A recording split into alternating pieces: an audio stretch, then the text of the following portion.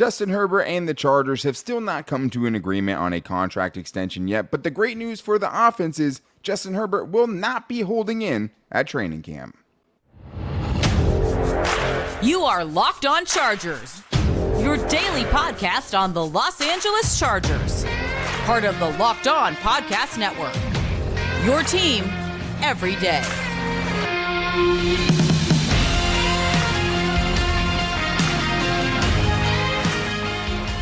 What is up, and welcome into the Locked On Chargers podcast. I'm your host, Daniel Wade, joined as always by my co-host, David Drogemeyer, and we've been covering the Chargers together now for 7 seasons, but this is our 5th season as a host of the Locked On Chargers podcast, bringing you your team every day. Thank you guys, as always, for making us your first listen today, and to make sure you never miss the show, go follow or subscribe for free on the Locked On Chargers YouTube channel, and listen to the show wherever you get your podcast from. David, what do we got today?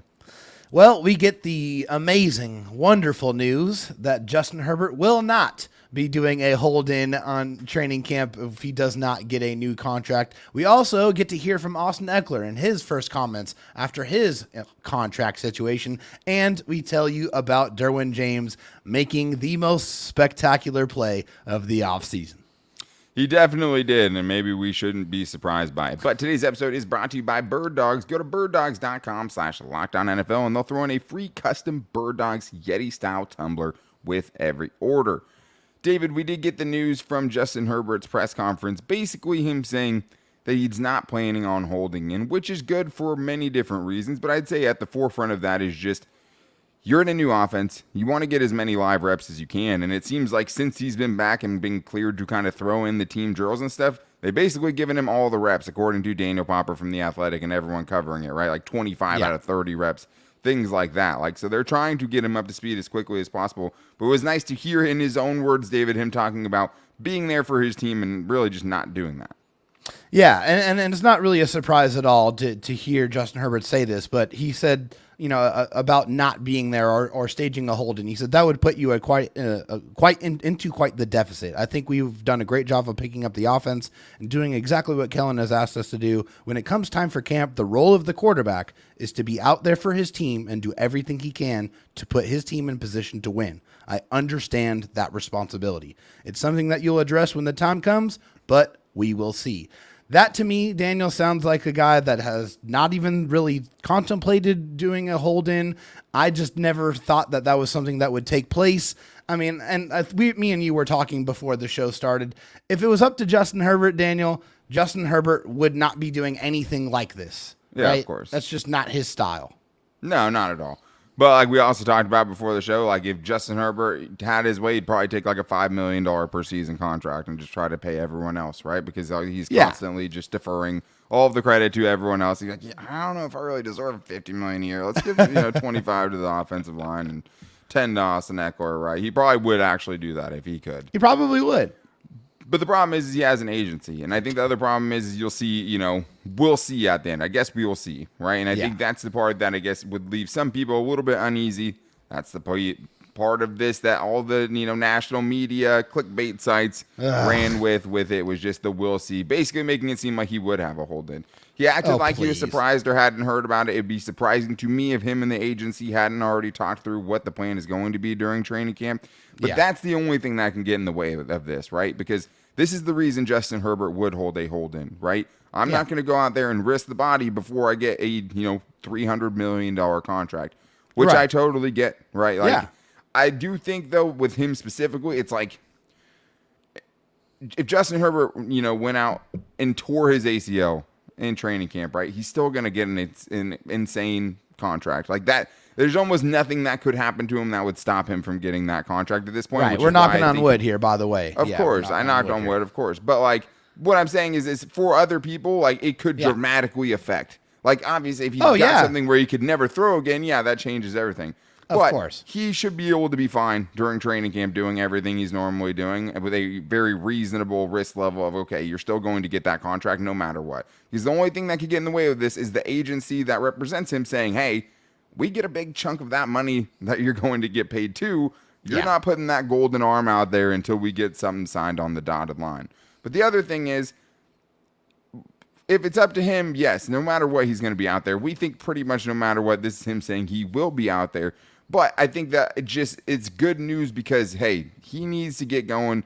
He needs to be there. He needs to be getting the reps with not only Kellen Moore, but also Quentin Johnston. So that's why this is such good news, I think, for the Chargers offense. Well, not only that, but you're moving a couple of pieces on your offensive line too. So, you want to get comfortable with the new set of 5 guys that are going to be blocking in front of you.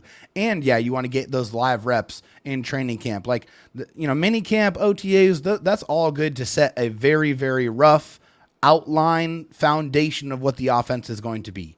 You really start to hammer that home with that muscle memory and those reps in training camp. When you got the pads on and you're the one that's orchestrating that offense, getting in live reps against a defense that's trying to actively stop you. So it is very, very important that Justin Herbert is there participating because, hey, this is another new offense that he's going to have to master. So any time away from that, any distraction from that purpose is going to be a detriment to the progress of this team. And it is just one less distraction, right? With this and Austin Ekeler getting, his incentives in his contract, I think we've crossed both the guys off the list that could potentially hold out going into training camp and be a distraction to the team. The other big part of this is the deal's still going to get done, right? Yeah. Like the deal is probably going to get done on the eve of training camp, as it seems to always with the Chargers' big contracts. Joe Burrow also hasn't signed his to this point as well.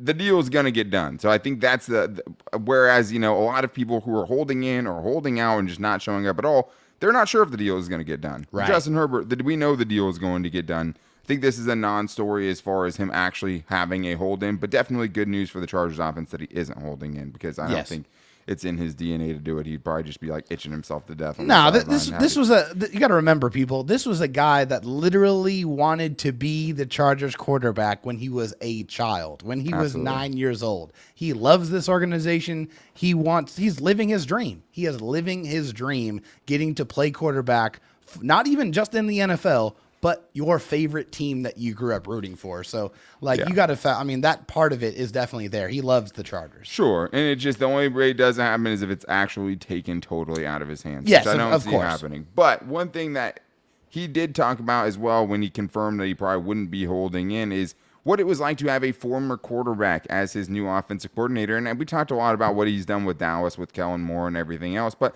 I think that is something we haven't talked about very much is him actually in there with not just, Kellen Moore, but also Doug Nussmeier, guys who have played quarterback at the highest level, right? Collegiately, made the NFL, kind of made the cut, even if they were backups sort of thing. Like that is, I think, a very valuable commodity, right? That Kellen Moore is also bringing to the table as well as everything else. Well, I think it's just great for him because, for Justin and for Kellen, you understand that Kellen has literally done everything that you have done. He's played quarterback in college at a very, very high level, won a ton of football games, then went including to the NFL. The one against Oregon, right? Justin Herbert mentioned. That Justin Herbert definitely mentioned. Justin Herbert probably hated Kellen Moore, actually, if we're being honest.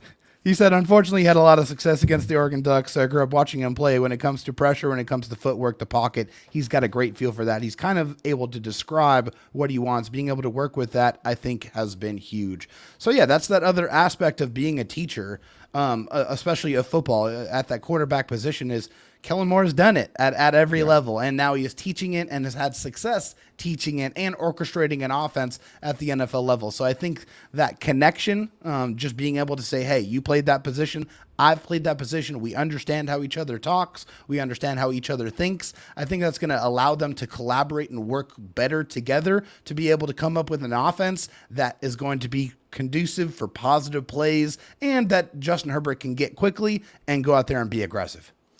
Yeah, and that continues to be a theme, right? Everyone who talks about the offense keeps talking about this aggressiveness. But he says, I think there's a part of playing quarterback that you kind of have to go through it to understand. Yeah. Joe Lombardi wasn't a quarterback, right? He was a tight end at Air Force. So, that wasn't his background. This is a dude not only that played quarterback, but was kind of the Justin Herbert of college football for a little while, right? Where he was the GOAT and lost 50 3 games. 50-3 record. Yeah, and in his entire collegiate career. So, that is huge. I do think that's nice. But, not all good coordinators or offensive minds or quarterbacks either. Look at Andy Reid. Look at Kyle Shanahan, Sean McVay, whoever you want to throw in there. Most of those guys are not quarterbacks. So they, are going from a different perspective. It can go either way, but I definitely see how that's something that could help Justin Herbert and really maybe help mend that, or just make that bond between those two guys. But I do want to talk about Austin Ekeler because he's back. Still seems a little unhappy, right? Not the same kind of energy, which is a bummer from Austin Ekeler, but he has all the incentive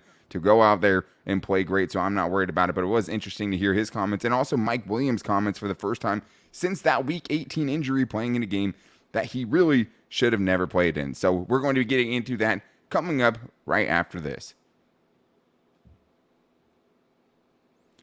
I do need to tell you guys first, though, about my favorite shorts in the world right now. And, of course, I'm talking about Birddogs. And the thing about Birddogs is they look great. And that's the big thing, right? I get to wear them out. My wife lets me wear them to pretty much any occasion. I also took them golfing, which was awesome because they are great golf shorts, moisture wicking. They don't get all sticky. They're very, very flexible and stretchy. And they're just so comfortable. And they also have a built-in liner that really changes the whole underwear game thing. But Birddog stretch khakis are designed to fit slimmer through the thigh and give your leg a truly sculpted look. And Birddogs do the exact same thing as Lululemon, but fit way better. I know my wife had some Lululemon. I was like, nah. I have Birddogs now. I'm not really worrying about it. And they have that anti-stink, anti-sweat wicking fabric that keeps you cool and dry all day long. And you can wear them out to golf. You can wear them to pretty much any occasion, and they look good while you're doing it as well. You don't want those boxy shorts that are going to make you look like a Lego person. Get something that looks good and is also comfortable as well. And go to birddogs.com/LockedOnNFL to enter the promo code LockedOnNFL for a free Yeti-style tumbler with your order. That's birddogs.com/LockedOnNFL for a free Yeti-style tumbler. You won't want to take your Birddogs off. We promise you. All right, well, let's get into some more comments that we got from Chargers mandatory minicamp this week, including the first time we've heard from Austin Ekeler through the Chargers, right? Because he definitely did a little media tour, and we got to find out how he felt about a lot of things, right? And I think it angered Chargers fans. And I think the hard thing with a situation like the one he's in is both people can be right. Both sides can be right when it comes to something like this, but it doesn't make it any less sticky. It doesn't make it feel any less personal, when someone like him is trying to get a contract or trying to get a raise that he has so deserved, right, over the last couple of years doing what he's been able to do at this level. But it was interesting, David. I know some people took exception to kind of the way he was talking about everything that played out in the offseason. Yeah, and I can understand it too. I mean, I do understand it, but you got to think about it from both sides of the token here. I mean, Austin Ekeler is going into his age 29 season. He has put a ton of miles on his body. He plays a very physical position that gets hit a lot. And so for him, considering the fact that, like you just said, he has grossly overperformed in the last 2 seasons, he feels like he deserves to get more money. And, to the Chargers' credit, they respectfully allowed him to go out there and go look for that opportunity that did not come to fruition. And Austin Ekeler said this: I thought it would be amazing if we could get someone who would wanting to lock us down for some more value, referring to a potential trade partner. I understand the situation would put someone in, though, giving up draft picks and having to renegotiate a contract that's pretty big. I was absolutely optimistic, like, okay, let's find something, let's get a deal done. It didn't end up happening. No hard feelings. Come back, still have an opportunity here to go out there and show what I can do. And, for those people who think that Austin Ekeler would come back and not try his hardest, that's just not how that guy is wired. And also, he would be doing himself a disservice if he came back and did not try as hard as he can, because he's a free agent after the season. Yeah. So he wants to go out there and put another monster season out there so he can maximize his chances of getting the contract that he wants. Yeah, the thing that sucks is that, like, even if he puts up the same season, right, like the Chargers could still franchise tag him, right? Yep, that sure is can. Still an option. But it would still be hard even if he puts up the same season to get the money he's asking for, because we're just not seeing guys. The market's just not there.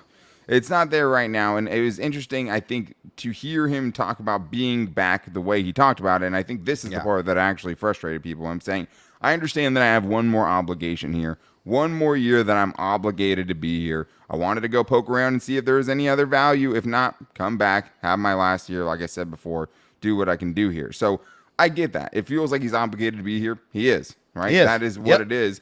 And of course, he wished he could have went and got more money. And like that's we why said, he had no. That's why he had no leverage, Daniel. Of course. Well, and that he said exactly what we talked about. Finding a team that was not only going to give him that money, but also trade draft compensation for him was always going to be steep. And that's why we never really sweated him actually getting traded or thought it would actually ever happen. No. But I understand his frustration. And he also talked about really, I think what set it off was that what hurt him being able to get that contract is the fact that the other top guys at his position didn't get paid. They all got franchise tagged. Yep. Tony Pollard, Saquon Barkley, Josh Jacobs. If one of those guys signs a 3-year, $15 million deal, that Austin changes Ekeler everything. has the framework. You can say, this is what I'm worth. I'm doing things these guys aren't doing, or I should be right under that at the very least, right? Yeah.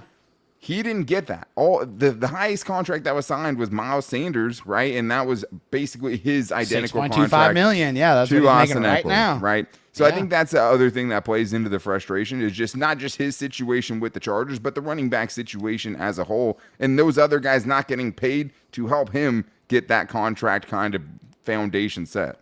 I think that's an excellent point that you bring up there. I mean, because that is definitely part of this equation. I mean, and it is frustrating, and as all things that are not in your control, right? I mean, I think those are the things that make you the maddest or the most upset is things that you can't alter the impact or the outcome of those type of situations. So, you know, Austin Ekeler did everything that he possibly could do to try to get as much money as he could, and unfortunately for him, it did not end up in the situation that he wanted. Nobody was going to give him that contract. Nobody was going to give him that contract and pair it with that draft compensation. So they have to come back to the table. And basically, you know, Austin Ekeler said, hey, I mean, I wasn't really like me and my team were not even really thinking about incentives. Like we came to the table looking for an extension. That's what we wanted.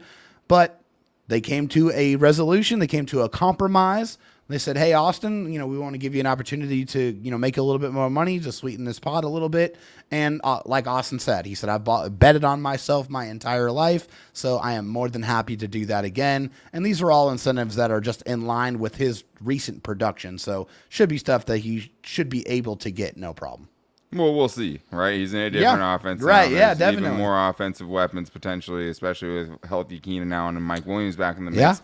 It's probably going to be a lot harder to hit those numbers this year. But, I mean, that was something that got him basically to be here. He probably holds out in training camp if he doesn't get those incentives. It was at least an act of goodwill. But he seems like he's training like he's not going to be back. And I think that's just the bummer. It's just like you think of Austin Ekeler, you think of him being all in, all about the team all the time. And this is the ugly side of the business. And it sucks to have him seemingly at least a small damper on that energy that he had before to me. But we have other things to get into, including Mike Williams talking about for the first time another very frustrating thing, which was him getting hurt in Week 18 in a game that didn't have any impact on the Chargers' playoff standings.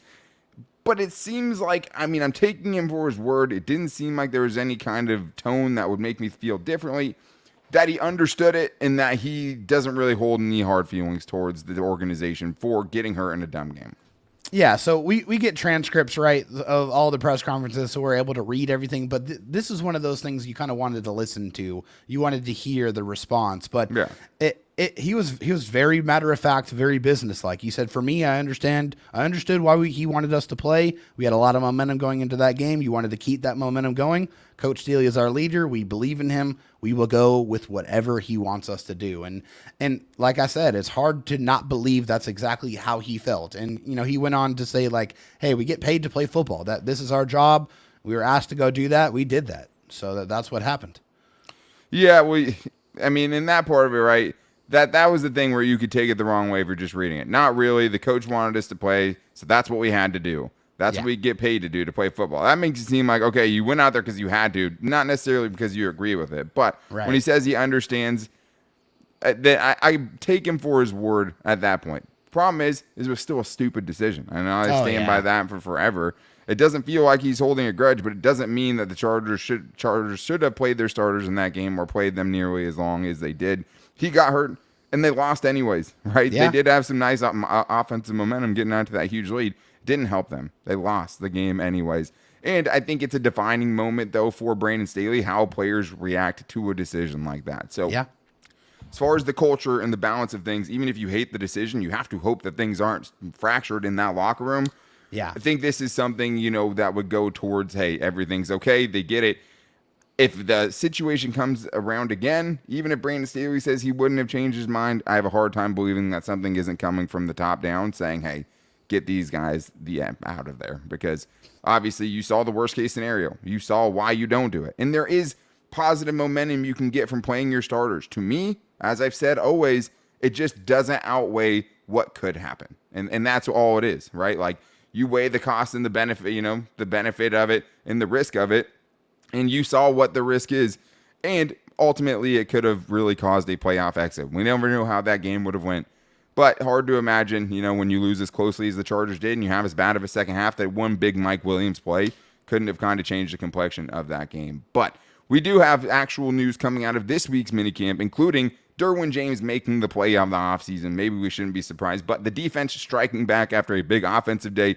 The defense was pushing back, and all the big stars in that secondary were out there making plays. So we are going to get into that for you guys coming up right after this.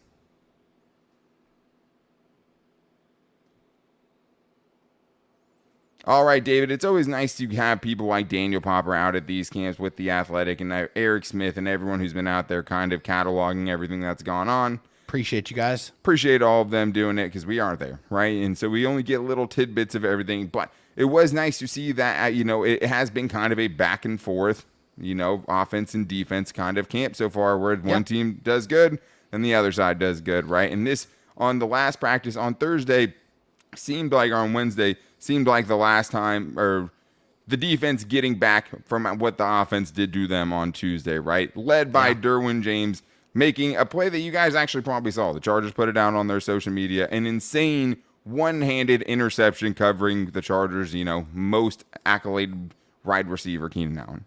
Yeah, absolutely. This is from Daniel Popper of The Athletic. He said, then came perhaps the best play of the spring so far, at least of the practices open to the media. Herbert unleashed a go ball to Allen deep down the left sideline. Derwin James was in coverage. Both players jumped for the ball. James was in front of Allen. James reached with his right hand, snatching the ball with one hand and ripping it away from Allen. It was an outrageous interception and further proof that James is truly one of the special defensive players in the league. And no truer words have ever been spoken there. I mean, Derwin James is a guy that can lock down any of your best offensive weapons, and he's showcasing that again, being able to do that to Keenan Allen, who's amazing. And it kind of reminded me a little bit of the interception that he had against DeAndre Hopkins and on that fourth down play against the Cardinals. And that was a spectacular interception, but it was kind of in that elk a little bit. But man, it's great to hear and great to see those type of plays. And it just reminds you how special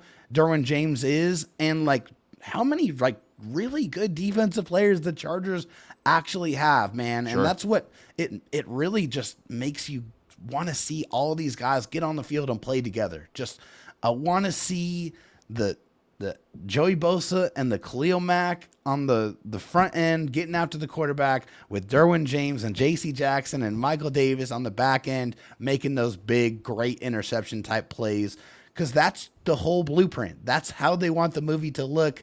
Derwin James making that play is just another reminder what they are capable of. And he was one of many, right? He broke up a deep ball. You also had deep balls broken up, according to Daniel Popper, by Michael Davis, by Asante Samuel Jr., by Jasir Taylor, J.C. Jackson. An interception from Mark Webb Jr., which is awesome. But this is another angle I thought about it, David. What if the Chargers have been so bad, at least in part on deep balls and broken plays, things like that, because Joe Lombardi's offense wasn't testing those parts of the field enough during years prior in training camp and things like that. Because what I see in this is on Tuesday, those guys weren't ready for all the deep balls they went up against. On Wednesday, they were, right? And I do think there's something to that when Justin Herbert pushing things, being more aggressive, is these players on the back end where last year we saw so many dumb pass interference calls, right? Guys being out of place, guys getting spun around. They're getting tested right now, and they're getting tested deep, and they're getting tested on how they're going to react in the deep part of the field. And I do think that is kind of a hidden benefit to having Kellen Moore's offense that they're going up against now.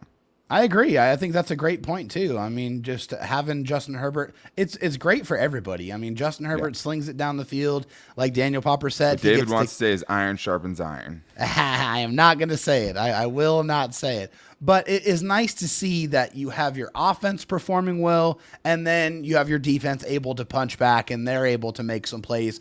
Because, like Daniel Popper said, you don't want it to be lopsided one way or the other. Sebastian Joseph Day said it. Right? Yeah, Sebastian Joseph Day said it. Hey, we don't get down because it's like you don't want one side of being all good all the time. Even though I'm a defender, I don't want the defense winning all these battles. What does that say about our team?